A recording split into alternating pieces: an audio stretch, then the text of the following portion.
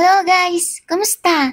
Tara, samahan niyo akong mamasyal dito sa Sky Ranch, Tagaytay na sobrang tanaw na tanaw mo ang kagandahan ng Taal Volcano. Isa tayo ngayon, makabayang Pilipino, kailangan natin irespeto ang ating pambansang awit. Ayun guys, pagkatapos ng pambansang awit, papasok na tayo sa sobrang gandang Sky Ranch. Isa pala siya guys na mga rides na gusto mong sakyan. And isa sa mga sinakyan ko na pinaka-dream ko talaga ay makasakay ako ng zipline. Yan guys. And ayan guys, meron dito mga pasalubong. Bumili ako dyan ng t-shirt Tagaytay. Sobrang para remembrance ko na din syempre. Sobrang ganda niya and sobrang affordable at napakamura. Pwede siya pang regalo sa mga someones, sa mga mahal niyo sa buhay.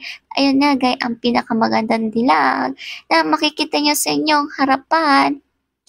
Ayan guys, linilibot ko na kayo sa magandang tanawin. Wow, grabe. At sobrang lamig sa umaga. Umaga kasi ako guys napunta. Kaya malamig pa ang simoy ng hangin. And pag tanghali na din pala, hindi na siya malamig, mainit na. Kasi siyempre, mainit na din.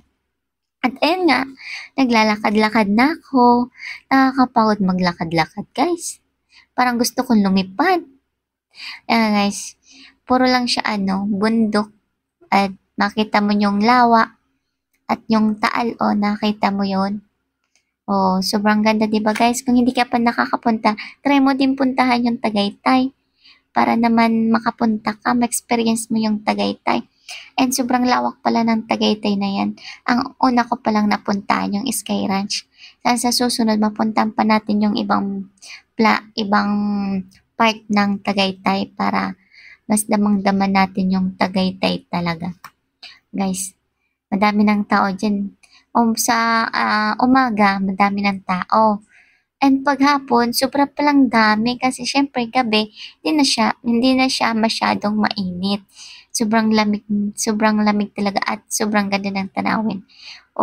At maganda din mag-rides pag gabi din.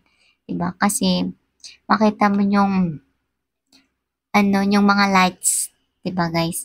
Nga, para ako dyan, naninibago, tingin-tingin ng tingin, parang tingin, lingon ng lingon, di naman pinapansin. Pero ox lang, ganun talaga. Magpapansin ka lang hanggang sa mapansin ka. Pag hindi ka na nila pinapansin, hayaan mo na. Huwag magpilit yung sarili mo sa mga tao na ayaw sa'yo. Sa mga ayaw sa'yo na hayaan mo lang. Doon ka sa taong gusto ka syempre.